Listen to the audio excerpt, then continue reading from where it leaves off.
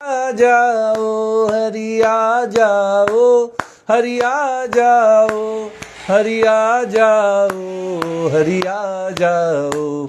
मेरा छोटा सा संसार, हरि आ जाओ एक बार।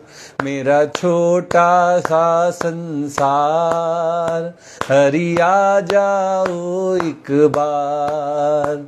हरि आ जाओ, हरि आ जाओ, हरि आ जाओ, हरि आ जाओ, हरि आ जाओ, हरि आ जाओ, हरि आ जाओ, हरि आ जाओ, हरि आ जाओ, हरि आ जाओ, हरि आ जाओ, हरि आ जाओ, हरि आ जाओ एक बार।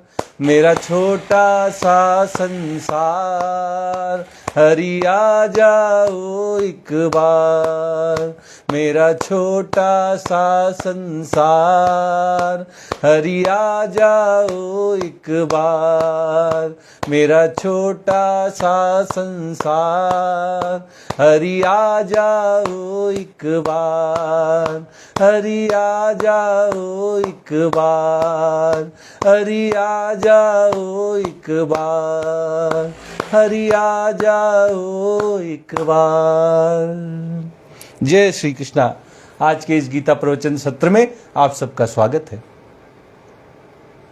कल हम जब गीता पर चर्चा कर रहे थे तो भगवान श्री कृष्ण अर्जुन के माध्यम से हम सबको सिखा रहे थे कि कैसे भगवान श्री कृष्ण हमेशा हमारी नजरों के सामने रह सकते हैं। हम कैसे उनके दर्शन हर समय हर क्षण कर सकते हैं। वो कभी हमारी आंखों के सामने से ओझल ना हो, इसकी क्या विधि है। कैसे हम भगवान को हर समय देखें। भगवान ने कहा था जो भी तुम्हें नेत्र दिखाई दें, आंखें दिखाई दें, उनको मेरी ही आंखें समझ लेना। समझना कि उन आंखों से मैं ही तुम्हें देख रहा हूं। जो भी तुम्हें हाथ दिखाई दें उन्हें तुम मेरे ही हाथ समझना। जो भी तुम्हें पैर दिखाई दें वो मेरे ही पैर हैं। मेरे हाथ, पैर और आंखें सर्वत्र हैं। जो तुम कहना चाहो कह देना। मेरे कान सर्वत्र हैं। जहां बैठकर तुम मेरे से कोई बात कहोगे, जो भी कुछ मुझसे कहोगे वो सब मैं सुन लूंगा। इस तरह भगवान हमेशा हमारे साथ रहते हैं, कभी हमारी आंखों से ओझल नहीं होते। बस हम संसार में इतने रचे पचे रहते हैं कि हमारा ध्यान ही भगवान की तरफ नहीं है। हम भगवान का चिंतन ही नहीं करते, हम भगवान का स्मरण ही नहीं करते। और इसलिए सर्वव्यापी होते हुए भी हर क्षण हर जगह रहने वाले भगवान हमें दिखाई नहीं देते, हमें उनका आभास नहीं होता, हमें उनका अनुभव नहीं होता। तो अगर हम भी भगवान का अनुभव करना चाहें तो हमें इस बात को अपने मन में, अपने अंतःकरण में भली भांति स्थापित कर लेना चाहिए। दृढ़तापूर्वक इसको मान लेना चाहिए कि भगवान सर्वत्र हैं। जो सर्वत्र हैं वो यहां पर भी हैं, जो हर समय हैं वो इस समय में भी हैं। तो भगवान हर क्षण हर जगह हैं।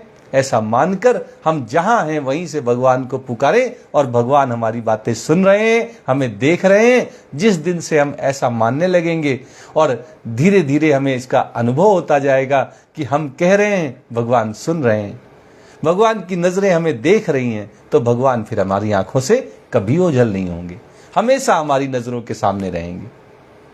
इतनी बढ़िया बात अर्जुन के माध्यम से भगवान ने हम सबको बताई है। बोलिए भक्तवत्सल भगवान की जय। आगे भगवान श्री कृष्ण अर्जुन से कहते हैं, प्रकृतिम पुरुषम चैव विद्धि अनादि उभावपि विकारांश्च गुणांश्चैव विद्धि प्रकृति संभवान। भगवान कहते हैं प्रकृतिम पुरुषम चैव, प्रकृति और पुरुष। जब पहले भगवान ने क्षेत्र कहा तो वो शरीर को लेकर था। एक शरीर को व्यष्टि कहते हैं, व्यष्टि प्रकृति। और सब शरीरों को अगर हम देखें तो जैसा हमारा शरीर ऐसे ही सारे शरीर। तो सारे जो शरीर हैं वो संसार से बने होने के कारण वे प्रकृति के ही अंश हैं, प्रकृति ही हैं। और जिसको भगवान ने क्षेत्रज्ञ कहा था पहले श्लोकों में इस अध्याय के, वही क्षेत्रज्ञ इस शरीर में रहने वाला जीव आत्मा, हर शरीर में वह एक जीव एक आत्मा रहती है, हर शरीर में परमात्मा हृदय में विराजते हैं, निवास स्थान है भगवान का। तो भगवान कह रहे हैं कि जब हम एक की बात करें तो जो क्षेत्रज्ञ है वो जब सब शरीरों की बात करें तो पुरुष बन जाता है, और जब एक शरीर की बात करें तो वो क्षेत्र है, और जब सब शरीरों की बात करें तो वो प्रकृति कहलाता है। तो पहले व्यष्टि अर्थात एक व्यक्ति के विषय में एक व्यक्ति का उदाहरण देकर भगवान समझा रहे थे। अब इस सृष्टि के सभी जीवों को, सभी शरीरों को एक साथ लेकर भगवान प्रकृति और पुरुष के नाम से हम सबको उनके बारे में बता रहे हैं। कह रहे प्रकृतिम पुरुषम चैव विद्धि अनादि उभावपि, इन दोनों को तुम अनादि जानो। ये दोनों अनादि हैं।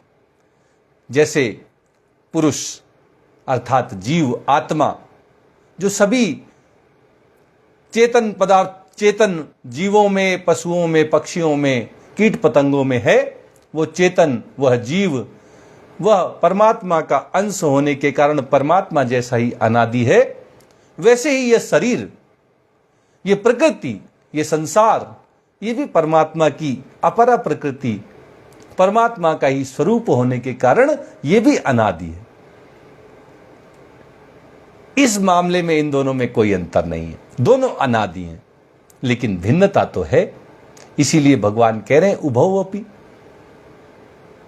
दो हैं, द्वैत है, प्रकृति अलग है, पुरुष अलग है, जड़ अलग है, चेतन अलग है, शरीर अलग है, शरीरी अलग है।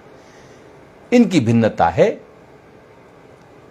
क्योंकि पुरुष जीव आत्मा परमात्मा का अंश है, परमात्मा का स्वरूप है, और प्रकृति संसार के समान ही परिवर्तनशील है, संसार का ही अंश है, संसार का ही स्वरूप है। भगवान कहते हैं विकारांश्च गुणांश्चैव, इस प्रकृति के, इस शरीर के विकार होते हैं। जो पुरुष है उसमें तो कोई विकार नहीं है, निर्विकार है, वो तो परमात्मा के समान, वो भी विकारों से रहित है। और ये शरीर ही है जो गुणों के द्वारा संचालित होता है। प्रकृति का अंश होने के कारण प्रकृति के जो तीनों गुण हैं, सतोगुण, रजोगुण और तमोगुण, वे इस शरीर में भी परिवर्तन लाते हैं। लेकिन जब हम इस शरीर के साथ तादात्म्य कर लेते हैं, हम देहाभिमान में आ जाते हैं, मैं, मेरा शरीर, मैं शरीर, जब इस मान्यता को हम अपने जीवन में ले आते हैं तो फिर हमको लगता है कि हम भी परिवर्तनशील हो गए, हम भी जन्मने लगे, हम भी मरने लगे। वास्तविकता में जीव तो अविनाशी है, लेकिन शरीर जो है वो प्रकृति का अंश होने के कारण नाशवान है। तो भगवान कह रहे विकारांश्च, जो भगवान ने विकार पहले इसी अध्याय में प्रारंभ में हमें बताए थे कि इस शरीर में 7 विकार होते हैं, इच्छा, द्वेष, सुख, दुख, संघात, चेतना और धृति। ये 7 विकार जो इस शरीर के हैं, विकारांश्च और गुणांश्चैव, और जो प्रकृति के 3 गुण हैं, सतोगुण और रजोगुण, विद्धि प्रकृति संभवान। भगवान कह रहे हैं तुम जानो कि ये सारे प्रकृति से ही उत्पन्न होते हैं। इनकी उत्पत्ति का स्रोत संसार है, प्रकृति है। ये सारे पुरुषों में नहीं, पुरुष में नहीं होते, जीव में नहीं होते, आत्मा में नहीं होते। तो समानता की दृष्टि से दोनों अनादि हैं। जीव भी अनादि है और शरीर भी अनादि है, पुरुष भी अनादि है और प्रकृति भी अनादि है। ये इन दोनों की समानता हो गई। और जब हम विषमता को देखें तो प्रकृति में विकार उत्पन्न होते हैं, इच्छा, द्वेष, ये सब प्रकृति शरीर में उत्पन्न होते हैं। और जो गुण हैं ये भी प्रकृति के द्वारा ही उत्पन्न होते हैं। ये सतोगुण, रजोगुण और तमोगुण ये जीव से उत्पन्न नहीं होते, ये जीव को नहीं छू पाते। आगे भगवान कहते हैं कार्य करण कर्तृत्वे हेतु प्रकृति उच्यते पुरुषः सुख दुःखानां भोक्तृत्वे हेतुरुच्यते। और भी भिन्नताएं हैं प्रकृति में और पुरुष में, संसार में और आत्मा में बड़ी भिन्नता है। भगवान कहते हैं कार्य करण कृतत्वे, कर्तृत्वे, जो कार्य हैं प्रकृति के कार्य क्या हैं और करण, उन कार्यों को करने के साधन क्या हैं, औजार क्या हैं, हथियार क्या हैं। तो प्रकृति के कार्य जो हैं वो 5 महाभूत, पृथ्वी जल अग्नि वायु और आकाश, ये जो 5 महाभूत हैं ये प्रकृति के कार्य हैं। और प्रकृति के कार्य क्या हैं? 5 जो इंद्रियों के विषय हैं, शब्द स्पर्श रूप रस और गंध। तो 5 महाभूत और 5 विषय, ये 10 के 10 कार्य हैं प्रकृति के। प्रकृति के द्वारा ये सब उत्पन्न किए जाते हैं, उत्पन्न होते हैं, इनकी उत्पत्ति होती है। और करण, साधन, औजार, हथियार, इन कार्यों को करने के लिए जो हथियार हैं वो हैं 10 इंद्रियां, 5 ज्ञानेंद्रियां और 5 कर्मेंद्रियां। 5 ज्ञानेंद्रियां कौन सी हैं बताइए? आंख, नाक, कान, जीवा और त्वचा। और 5 कर्मेंद्रियां कौन सी हैं? हाथ, पैर, मुख, गुदा और लिंग, उपस्थ। ये 5 कर्मेंद्रियां और 5 ज्ञानेंद्रियां मिलकर 10 हो गई। और मन, बुद्धि और अहंकार, ये जो अंतःकरण के 3, ये 13 जो हैं यही वो औजार हैं, हथियार हैं, साधन हैं जिनके द्वारा ये प्रकृति के कार्य, विषय और महाभूत, 5 महाभूत, ये सब जो कार्य हैं वो किए जाते हैं। तो 13 करण और 10 कार्य। भगवान कहते हैं कार्य करण कर्तृत्वे हेतु प्रकृति उच्यते।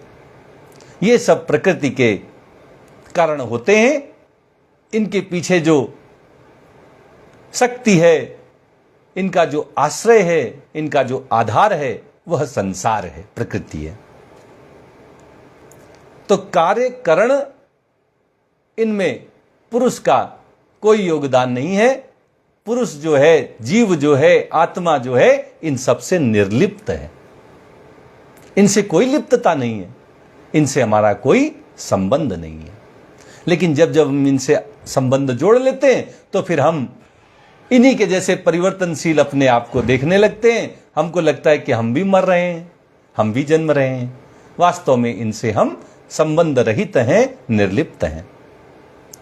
तो फिर हम किसके साथ संबंध बना देते हैं? हमारा संबंध किसके साथ जुड़ जाता है? भगवान कहते हैं पुरुषः सुख दुःखानां भोक्तृत्वे हेतु उच्यते। भगवान कह रहे हैं जो पुरुष है, जीव है, आत्मा है, इस शरीर में रहने वाला शरीर ही है, इस देह में रहने वाला देही है, वह पुरुष सुख दुख इनके भोक्तृत्व, इनके भोगने में कारण कहा जाता है, इनके भोगने का कारण है। सुख क्या है? सुख अनुकूल परिस्थितियों के प्रति जो हमारी भोग बुद्धि है वही सुख है।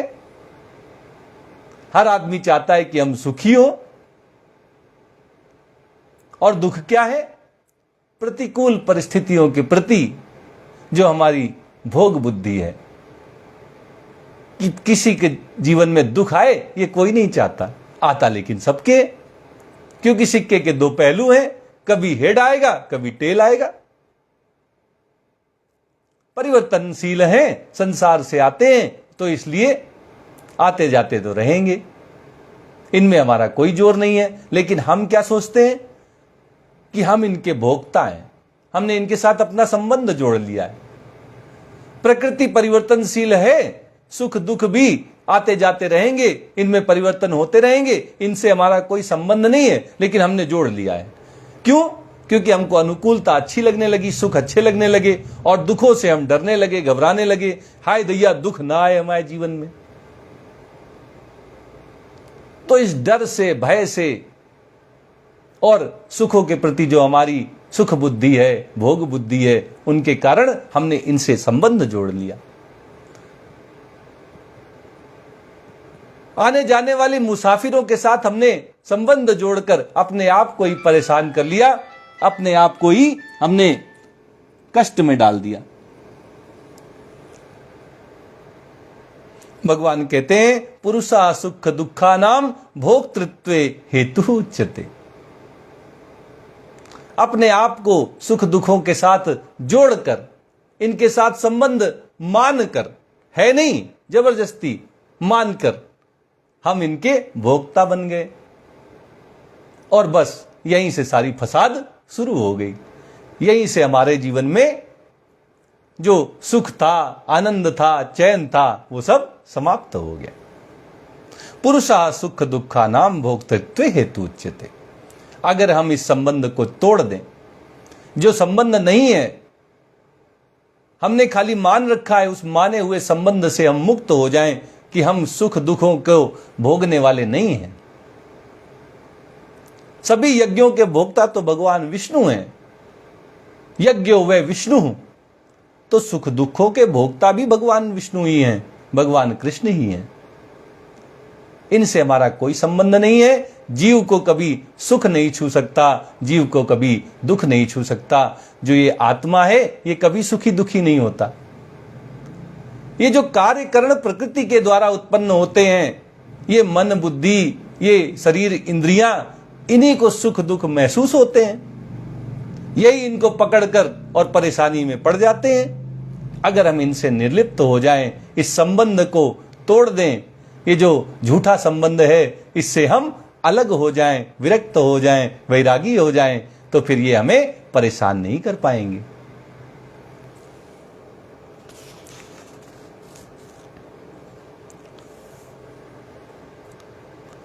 तो संबंध जो है वो जीव ने जोड़कर अपने आप को सुख दुख का भागी बना लिया।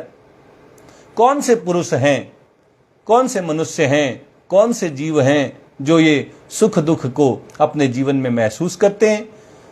सुख के आने पर सुखी और दुख के आने पर दुखी हो जाते हैं, सुख के जाने पर दुखी हो जाते हैं और दुख के आने पर दुखी हो जाते हैं।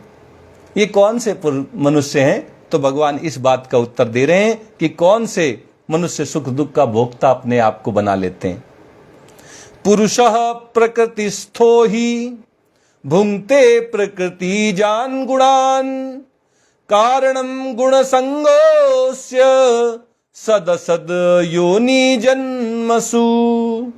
भगवान कह रहे हैं कि जब जो जीव है वो प्रकृतिस्थ हो जाता है, प्रकृति में स्थित हो जाता है, इस शरीर में अपने आप को स्थित मान लेता है, मैं शरीर हूं, मेरा शरीर है, इस भाव से इस शरीर के साथ बंध जाता है, जुड़ जाता है, संबंध स्थापित कर लेता है, तब जाकर पुरुषः प्रकृतिस्थो ही भुंक्ते प्रकृति जान गुणान।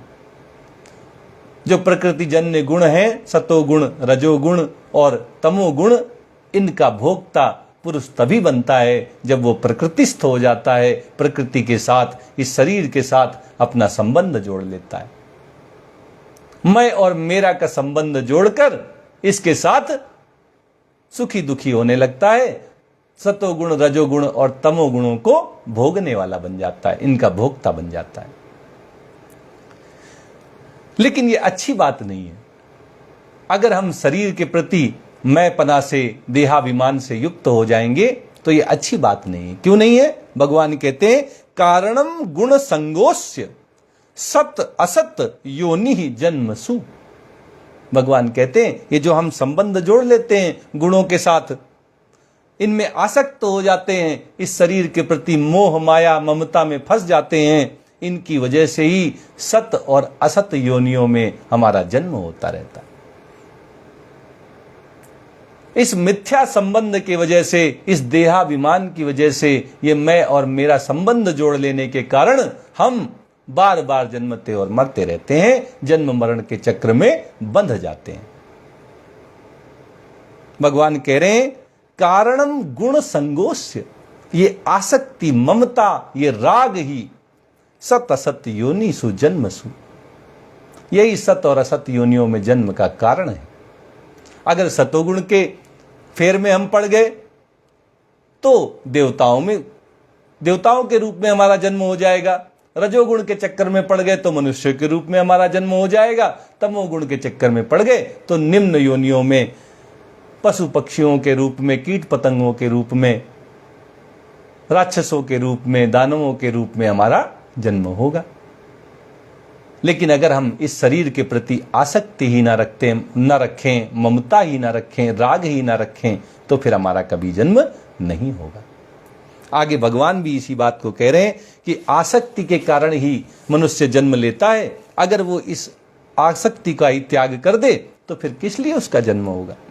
वो जन्म मरण के बंधन से मुक्त हो जाएगा। जब तक पुरुष प्रकृति के साथ अपना संबंध जोड़कर रखता है, अपने आप को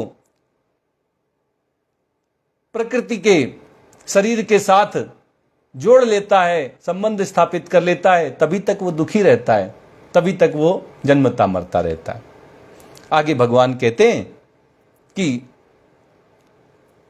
क्या है पुरुष की और क्या है प्रकृति की विशेषता। दोनों में भिन्नता है, इस भिन्नता को जानना बड़ा आवश्यक है। जब दो अलग अलग वस्तुओं के बारे में आप ज्ञान रखेंगे तब आप उनको अलग कर पाएंगे, तब आप शरीर से अपने आप को अलग महसूस कर पाएंगे। जब आपको ज्ञान ही नहीं है कि शरीर अलग है, शरीरी अलग है, देह अलग है, देही अलग है, आत्मा शरीर से अलग है, इसके साथ जुड़ा हुआ नहीं है, इस ज्ञान के होते ही आप इस शरीर के प्रति जो मैं और मेरा के संबंध से जुड़े हुए हैं वो संबंध टूट जाएगा। वो बंधन की जो डोर है वो टूट जाएगी, आप मुक्त हो जाएंगे।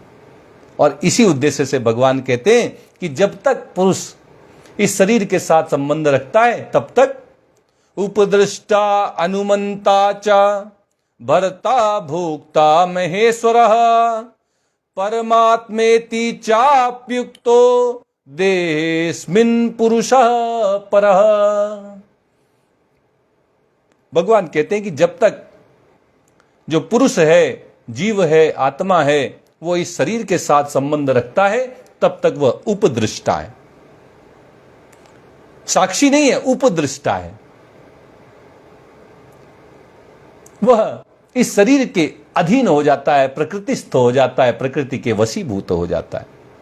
अनुमंता, तब तक वह अनुमोदित करने लगता है, इस शरीर को सम्मति देने लगता है, इसके साथ संबंध को जोड़े रखता है, बनाए रखने के लिए प्रयासरत रहता है।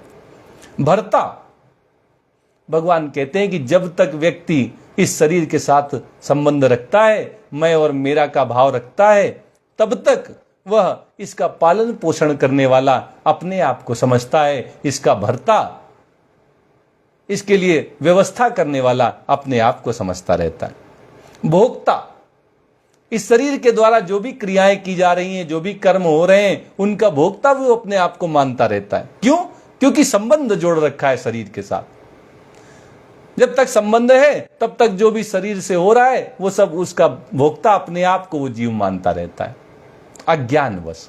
और महेश्वरा, भगवान कह रहे हैं कि वह इस शरीर का स्वामी भी अपने आप को ही मानता रहता है। ये सब गलत फहमियां हैं, केवल एक कारण से इस शरीर के प्रति जो देहाभिमान है, मैंपन है, जो मैं और मेरा का संबंध जोड़ लिया है, इसलिए अपने आप को उपदृष्टा कहता है, अनुमंता कहता है, भर्ता कहता है, अपने आप को भोक्ता समझता है और अपने आप को इस शरीर का स्वामी महेश्वर समझता है। लेकिन अगर ये संबंध वह तोड़ दे, ज्ञान की तलवार से इस संबंध के टुकड़े टुकड़े कर दे, इसको नष्ट कर दे, तो फिर वही जीव जो बंधन में फंसा हुआ था वह मुक्त हो जाता है। भगवान कहते हैं परमात्मेति चापि युक्तो देहेस्मिन् पुरुषः परः। तब उसको परमात्मा की उपमा भगवान दे रहे हैं। कहते हैं कि जैसे ही यह पुरुष ज्ञान से युक्त होकर इस शरीर से संबंध तोड़ देता है तो वो परमात्मा के नाम से जाना जाता है। आत्मा परमात्मा के लक्षणों से युक्त है, परमात्मा का अंश है, वो परमात्मा का ही स्वरूप है। अज्ञान के कारण उसने अपने आप को शरीर मान लिया। इस अज्ञानता के मिटते ही, ज्ञान के उदित होते ही वो फिर से परमात्मा हो जाता है। देहेऽस्मिन् पुरुषः परः, यद्यपि वो इस देह में रहता है लेकिन इस देह से अलग है, इससे श्रेष्ठ है, इससे संबंध रहित है। भगवान कह रहे हैं देहेऽस्मिन् पुरुषः परः, देहेऽस्मिन्, इसी देह में रहने वाला जो आत्मा है, पुरुष है, वह परः, अलग है, भिन्न है, संबंध रहित है।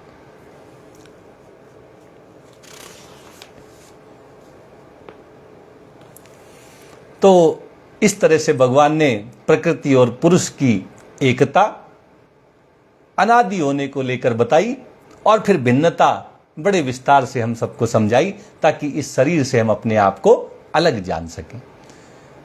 यह अध्याय ज्ञान का है, ज्ञान के साधकों के लिए है, और इसलिए इसमें भगवान ज्ञान की महिमा गा रहे हैं।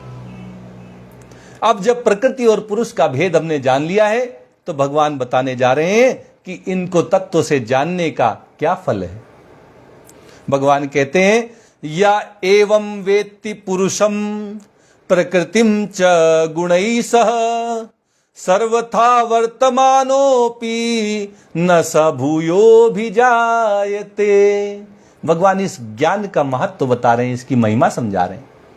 कहते हैं या एवं वेत्ति पुरुषः प्रकृतिम च गुणैः सह, जो मनुष्य प्रकृति पुरुष इनको गुणों सहित जान लेता है, इनके विषय में ज्ञानी हो जाता है, ज्ञान रखता है, सर्वथा वर्तमानोपि, वह अपने जीवन में जो भी कर्म कर रहा है उन सब को करते हुए, उसी तरह से आचरण करते हुए भी न स भूयोऽभिजायते, फिर वो कभी पुनर्जन्म नहीं लेता, उसका कभी दोबारा जन्म नहीं होता।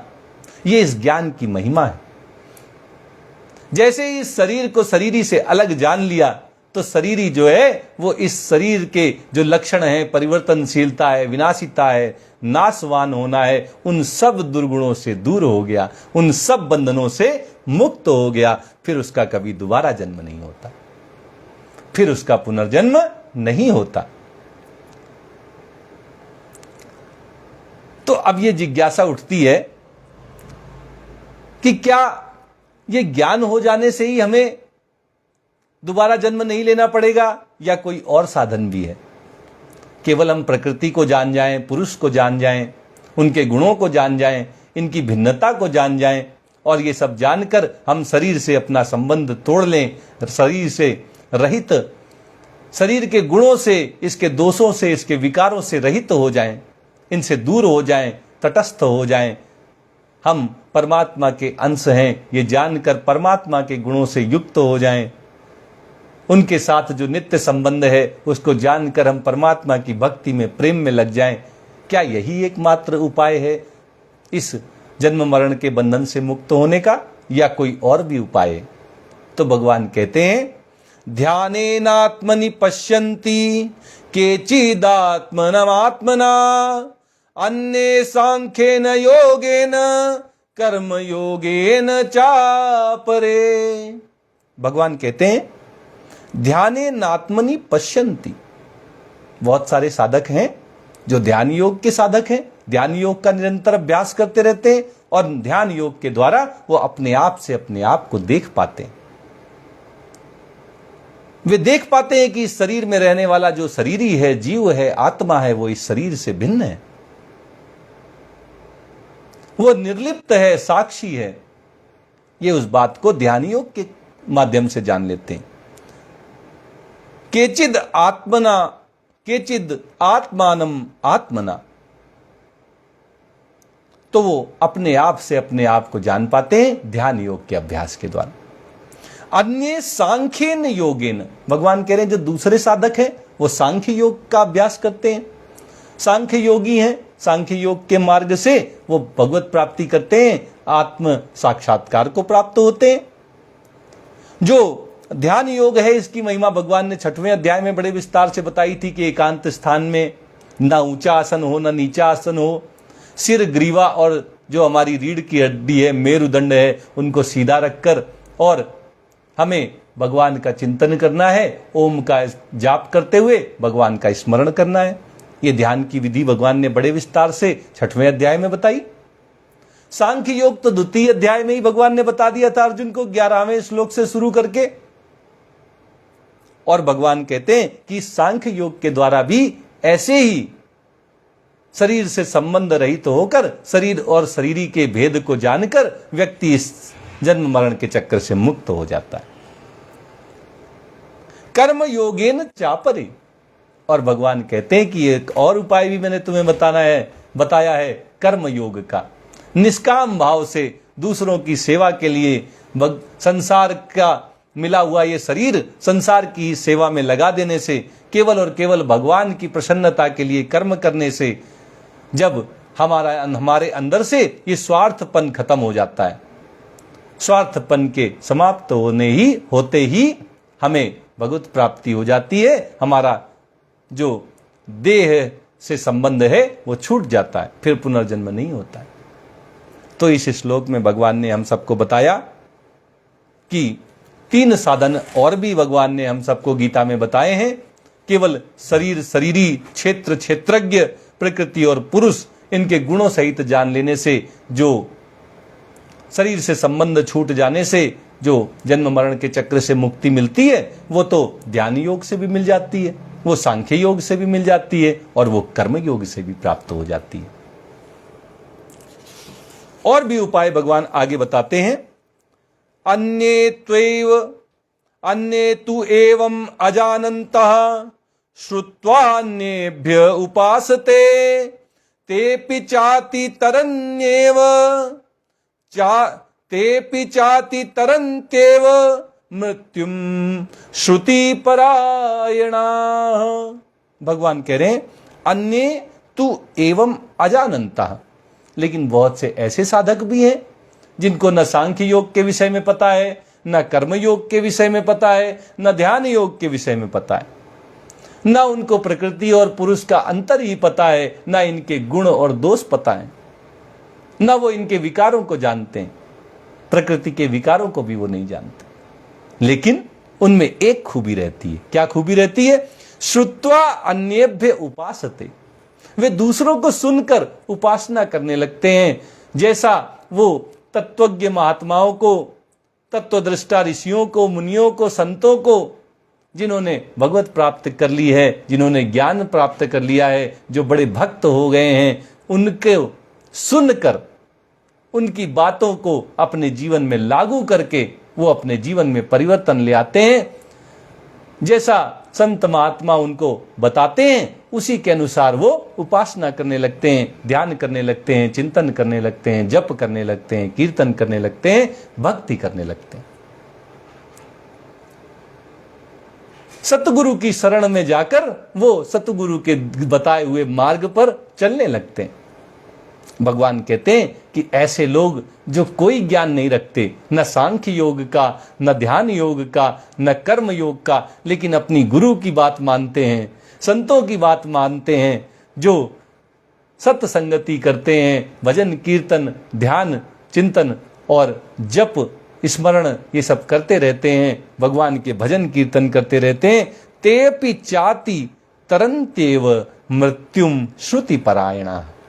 भगवान कह रहे हैं कि ऐसे जो श्रुति परायण होते हैं, सुनी हुई बातों को बिल्कुल पतिव्रता स्त्री की भांति बड़ी भक्ति के साथ, पूरी शिद्दत के साथ उसको अपने जीवन में लागू कर लेते हैं। जैसे पतिव्रता स्त्री अपने पति परायण होती है, ऐसे ही वो श्रुति परायण हो जाते हैं। सुनी हुई बातों पर ही अपना पूरा ध्यान लगा देते हैं, उनको पूरा करते हैं, उनको अपने जीवन में लागू करते हैं। भगवान कह रहे हैं तेपि चाति तरन्त्येव मृत्युम। वे भी मृत्यु से पार हो जाते हैं, वे भी मृत्यु रूपी संसार के इस सागर को मृत्यु सागर को पार करके तर जाते हैं, वे भी जन्म मरण के चक्र से मुक्त हो जाते हैं। तो भगवान ने 4 और उपाय बता दिए। पहले कहा कि प्रकृति और पुरुष को गुण सहित जान लो, कर उसको अपने जीवन में पालन करने से, लागू करने से तुम इस संसार के इस जन्म मरण के चक्र से मुक्त होकर सदा गोलोक वृंदावन धाम में भगवान के साथ आनंद पूर्वक रहोगे। तो इस तरह जीव जो है कभी भी वो जन्म मरण के चक्र से छूट सकता है। हम भी चाहें तो अर्जुन को बताई हुई भगवान की इन बातों पर अगर हम ध्यान से, प्रश्न उठता है कि ये जन्म मरण का कारण क्या है, जिसको काटने के सब उपाय भगवान ने बताए हैं। तो जन्म मरण का कारण भी भगवान बताते हैं, कह रहे हैं यावत संजायते किंचित सत्वम स्थावर जंगमम क्षेत्र क्षेत्रज्ञ संयोगात तद विद्धि भरत। अपरा प्रकृति है और एक परा प्रकृति है। पंच महाभूतों से ये शरीर बना, वो अपरा प्रकृति के हैं। मन बुद्धि अहंकार उसी में आ गए, इंद्रियां शरीर सब उसी का भाग हो गया। ये भगवान की अपरा अष्टधा प्रकृति हो गई जो जड़ है, और जो इसमें रहने वाला जीव है, आत्मा है, वह भगवान की परा प्रकृति। तो भगवान अर्जुन के माध्यम से हम सबको ये समझा रहे हैं कि जब तक परा और अपरा इन दोनों का मिलन नहीं होता, प्रकृति और पुरुष का मिलन नहीं होता, जब तक शरीर और शरीरी का मिलन नहीं होता, तब तक कोई भी प्राणी जीवित नहीं रहता, कोई भी प्राणी उत्पन्न नहीं होता। भगवान इस श्लोक में अर्जुन को भरत ऋषभ कहकर संबोधित करते हैं कि हे भरतवंशियों में श्रेष्ठ अर्जुन, क्षेत्र क्षेत्रज्ञ, शरीर शरीरी, इनके संयोग से ही उत्पन्न होते हैं, ऐसा तुम जानो। इसको जान लो और इसको जानकर तुम अपने आप को इस शरीर से अलग कर लो, इससे संबंध रहित हो जाओ। तो ये तो हो गया कि शरीर में कैसे जीव रहता है। अब बात आती है, प्रश्न उठता है कि जन्म मरण के चक्र से छूटने के लिए क्या करना चाहिए। उपाय तो भगवान ने बता दिए कि कर्म योग करो, सांख्य योग करो, ध्यान योग करो, या प्रकृति पुरुष को गुण सहित इनके भेद को जानकर तुम प्रकृति से अपने आप को, जीव को अलग कर लो। लेकिन इन सब उपायों के पीछे क्या हो रहा है जिसकी वजह से जन्म मरण के चक्र से जीव छूट पाता है। भगवान कहते हैं इसके लिए जो करना है उसको सुनो। किस उद्देश्य से ये साधन किए जाते हैं। समम सर्वेषु भूतेषु तिष्ठन्तं परमेश्वरम विनश्यत्सु अविनश्यन्तं यह पश्यति स पश्यति। भगवान कह रहे हैं कि सब लोग सही सही नहीं देख पा रहे हैं, सबकी नजरें ठीक काम नहीं कर रही हैं। कह रहे यथार्थ रूप से तो वही देखता है जो समम सर्वेषु भूतेषु तिष्ठन्तं परमेश्वरम, जो ये देख ले कि सभी प्राणियों में एक समान रूप से ईश्वर हैं। एक ही भगवान सभी प्राणियों में स्थित हैं, एक समान रूप से स्थित हैं, बिना ऊंच नीच के, बिना काले गोरे के भेद के, एक समान रूप से परमेश्वर सब में स्थित है। केवल मनुष्यों में नहीं, सभी प्राणियों में, जड़ चेतन स्थावर जंगम सब में स्थित हैं। समम सर्वेषु भूतेषु तिष्ठन्तं परमेश्वरम। ब्राह्मणों के कार्य नहीं करते, निम्न क्षत्रिय वैश्य शूद्र कुल में उत्पन्न हो गए, कर्तव्यों के रूप में उनको जो भी जीवन ने कर्म दिए उनको कर रहे हैं, उनके अंदर कुछ कम भगवान है, ऐसा भगवान नहीं कह रहे हैं। भगवान तो कह रहे हैं मैं सब में एक समान रूप से विराजित रहता हूं, एक समान रूप में सब में स्थित हूं। समम सर्वेषु भूतेषु, कोई भेदभाव नहीं, एक समान रूप से। चींटी में भी उतने ही और हाथी में भी उतने ही, ब्राह्मण में भी उतने ही और चांडाल में भी उतने ही, कुत्ते में भी उतने ही और गाय में भी उतने ही, एक समान रूप से। तिष्ठन्तं परमेश्वर, कृष्ण कन्हैया भगवान श्री कृष्ण वासुदेव एक समान रूप से सभी शरीरों में एक जैसे रहते हैं। विनश्यत्सु अविनश्यत्वम, भगवान कह रहे कि शरीर तो नष्ट हो जाते हैं, लेकिन इन शरीरों में जो एक समान रूप में स्थित भगवान है वो कभी नष्ट नहीं होते। शरीर के नष्ट होने पर भी ये जो जीव है, जो हृदय में विराजित परमात्मा है, उनका विनाश नहीं होता, वो उनका कोई नाश नहीं होता, वो नष्ट नहीं होते, उनका अंत नहीं होता है, शरीर का अंत हो जाता है। यह पश्यति स पश्यति, वही यथार्थ में देख पाता है, वही सही सही जानता है, बाकी तो सब पाखंड और ढोंग ही है। वास्तविक ज्ञान यही है कि एक ही परमात्मा सभी प्राणियों में समान रूप में स्थित है। ये शरीर नष्ट होते हैं, लेकिन शरीर में रहने वाले शरीरी आत्मा परमात्मा ये नष्ट नहीं होते हैं। यही वास्तविक ज्ञान है। जिनको ये ज्ञान हो जाता है फिर वो भेदभाव नहीं करते, क्या ब्राह्मण क्या चांडाल, क्या गाय और क्या कुत्ता, क्या चींटी और क्या हाथी, सब में एक ही भगवान एक समान रूप से विराजते हैं। इसलिए वो किसी के प्रति कोई भेदभाव नहीं करते, सबसे प्रेम करते हैं, सब में अपने ईश्वर के दर्शन करते हैं।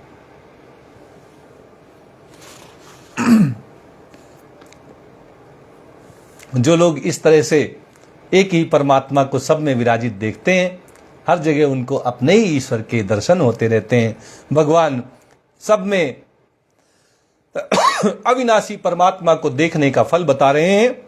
कहते हैं समम पश्यन् हि सर्वत्र समवस्थितमीश्वरम न हि नश्यत्यात्मनात्मानं ततो याति पराम गतिम। भगवान कह रहे हैं कि जो व्यक्ति सभी प्राणियों में एक समान रूप में ईश्वर रहते हैं, ऐसा जानने लगता है, ऐसा भाव बना लेता है, ऐसा मानने लगता है, फिर उसको दोबारा कभी जन्म नहीं लेना पड़ता। वो जन्म मरण के चक्र से सदा के लिए मुक्त हो जाता है। वो तो पराम गतिम को प्राप्त कर लेता है। उसको सब मनुष्यों का जो लक्ष्य है परमपिता परमेश्वर भगवान श्री कृष्ण की प्राप्ति, वो भगवान श्री कृष्ण को प्राप्त हो जाता है, उसको भगवत प्राप्ति हो जाती है। परमात्मा के ही दर्शन करता है। समवस्थितम ईश्वरम, उन परमात्मा के जो सभी प्राणियों में एक समान रूप में स्थित हैं, सब जगह दर्शन करता है। सभी प्राणियों को देखकर उनको खाली भगवान ही याद आते हैं कि अरे इस प्राणी में भी मेरे ही भगवान श्री कृष्ण रहते हैं। उनको कोई भी जीव दिख जाए, वो जीव के ऊपर ध्यान नहीं देते कि क्या देखा, वो तो बस देखते हैं कि आज भगवान ने इस रूप में मुझे दर्शन दिए। और जब ये भाव बन जाता है कि जो कुछ दिखे वही ईश्वर का रूप है, आज हम उसी रूप में अपने ईश्वर को देख रहे हैं। सब जगह रहने वाले परमात्मा आज हमको इस रूप में दिखाई दिए। समम पश्यन् हि सर्वत्र समवस्थितम ईश्वरम, एक समान रूप से सब प्राणियों में स्थित ईश्वर को जो समभाव से हर जगह देखते हैं। न ही नस्ति आत्मनात्मानम, भगवान कह रहे हैं कि फिर वो अपने साथ हिंसा नहीं कर पाता, वो अपने आप को कष्ट नहीं दे पाता, दुखी नहीं कर पाता। क्यों नहीं दुखी कर पाता? क्योंकि उसको वास्तविक ज्ञान हो जाता है, वो ऊंच नीच के भेद से मुक्त हो जाता है। वो अनुकूलता प्रतिकूलता में भी कोई अंतर नहीं समझता, वो सुख दुख में भी कोई अंतर नहीं समझता। वो तो सर्वत्र भगवान के ही दर्शन कर रहा है। उसको सुख में भी भगवान दिखाई देते हैं, दुख में भी भगवान दिखाई देते हैं। सुख भी मुझे प्यारे हैं, दुख भी मुझे प्यारे हैं, क्या छोड़ूं मैं भगवन, क्या छोड़ूं मैं भगवन, दोनों ही तुम्हारे हैं, दोनों ही तुम्हारे हैं। सुख दुख में कोई भेद नहीं है, दोनों भेजने वाले भगवान ही हैं।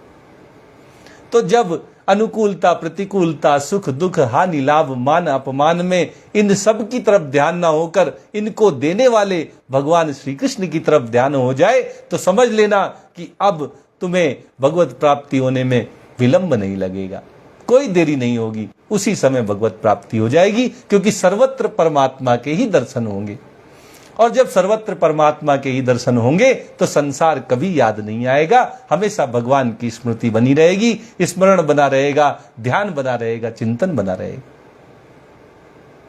हमेशा भगवान के ध्यान में जब कोई मग्न हो जाता है, भगवान की भक्ति में मग्न हो जाता है, भगवान के प्रेम में मग्न हो जाता है, तो फिर वह परम गति को प्राप्त हो जाता है।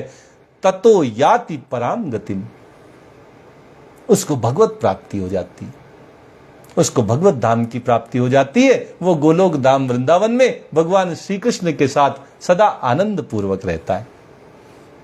बोलिए सच्चिदानंद भगवान की जय। आज गीता का प्रवचन यहीं तक होगा। आइए भगवान का एक प्यारा मधुर मधुर भजन करते हुए आज के इस सत्र को संपन्न करते हैं। आज हम भगवान का जो भजन करेंगे उसका नाम ही मधुराष्टकम है। श्रीमद् वल्लभाचार्य जी ने ये मधुराष्टकम लिखा। आज हम इसी को भगवान को समर्पित करते हैं।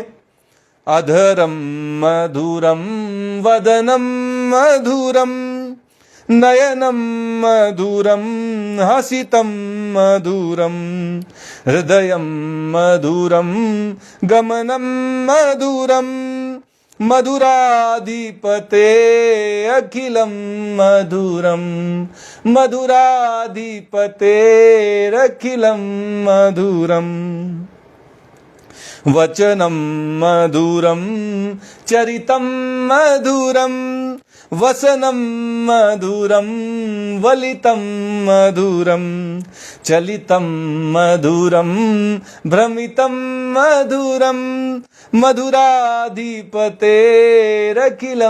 मधुरम वेणुर्मधुरो रेणुर्मधुरः पाणिर्मधुरः पादौ मधुरौ नृत्यं मधुरं सख्यं मधुरं मधुराधिपतेरखिलं मधुरं मधुराधिपतेरखिलं मधुरं गीतं मधुरं पीतं मधुरं भुक्तं मधुरं सुप्तं मधुरं रूपं मधुरं तिलकं मधुरं मधुराधिपतेरखिलं मधुरं मधुराधिपतेरखिलं मधुरं कर्णं मधुरं तरणं मधुरं हरणं मधुरं रमणं मधुरं कर्णं मधुरं तरणं मधुरं हरणं मधुरं रमणं मधुरं वमितं मधुरं शमितं मधुरं मधुराधिपतेरखिलं मधुरं मधुराधिपतेरखिलं मधुरं गुंजा मधुरा माला मधुरा यमुना मधुरा वीची मधुरा सलिलं मधुरं कमलं मधुरं मधुराधिपतेरखिलं मधुरं मधुराधिपतेरखिलं मधुरं गोपी मधुरा लीला मधुरा युक्तं मधुरं मुक्तं मधुरं दृष्टं मधुरं शिष्टं मधुरं मधुराधिपतेरखिलं मधुरं मधुराधिपतेरखिलं मधुरं गोपा मधुरा गावो मधुरा यष्टिर्मधुरम् इति श्रीमद्वल्लभाचार्य कृतं मधुराष्टकम्। जय श्री कृष्णा, जय श्री कृष्णा, जय जय श्री राधा कृष्ण।